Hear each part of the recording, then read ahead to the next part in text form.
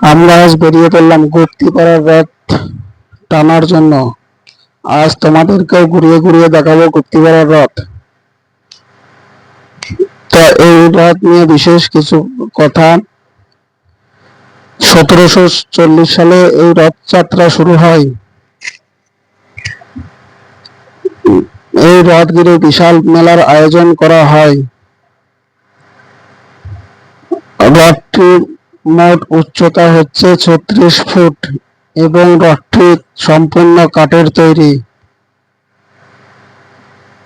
রথটি গুপ্তিপাড়ার হুগলি জেলার গুপ্তিপাড়ায় অনুষ্ঠিত হয়। হুগলি জেলার একটি ঐতিহ্যবাহী রথযাত্রা উৎসব। রথে প্রচুর দর্শনার্থী দর্শন করতে আসে। বহু দূর দূরান্ত থেকে এখানে দর্শনার্থী আসে গুপ্তিপাড়ার রথযাত্রা দেখতে। রথটিতে মোট 4টি দড়ি, একটি মেয়েদের জন্য এবং 3টি ছেলেদের জন্য। জানা যায় 1740 সালে এই রথযাত্রা শুরু হয়, যা 285 বছর পদার্পণ করে এবছর। এই গুপ্তিপাড়া রথ সারা বাংলার বিখ্যাত গুপ্তিপাড়া রথ বলে জানা যায়। গুপ্তিপাড়ার রথ হাজার হাজার দর্শক আসে। তোমরা দেখতে থাকো। কে কে গুপ্তিপাড়ার রথ দেখেছো অবশ্যই কমেন্ট করে জানাবে। গুপ্তিপাড়ার রথের দড়ি ধরলে মন শান্ত হয়ে যায়, মনে অনেক সুখ শান্তি ফিরে আসে।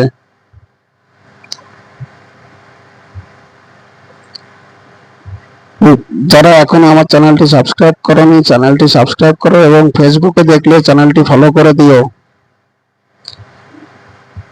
কেননা প্রতিনিয়ত এরকম ভিডিও আপলোড করা হয়। আর দেখতে থাকো গুপ্তিপাড়ায় কত দর্শনার্থী রথ টানার জন্য ব্যস্ত হয়ে পড়েছে। হাজার হাজার দর্শনার্থী গুপ্তিপাড়ার রথ টানছে। শুধু কালো মাথা আর কালো মাথায় দেখা যাচ্ছে। 36 ফুট উচ্চতার এবং কাঠের তৈরি এই রথটি।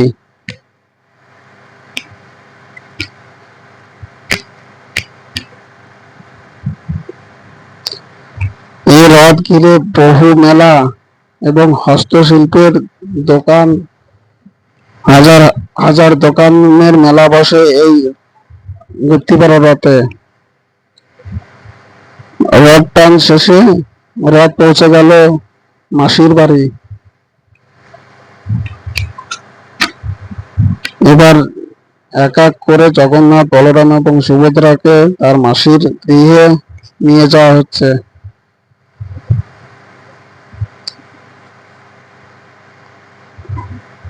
এরকম আরো সুন্দর সুন্দর ভিডিও পেতে অবশ্যই আমাদের চ্যানেলটি সাবস্ক্রাইব এবং ফলো করতে কেউ ভুলবে না।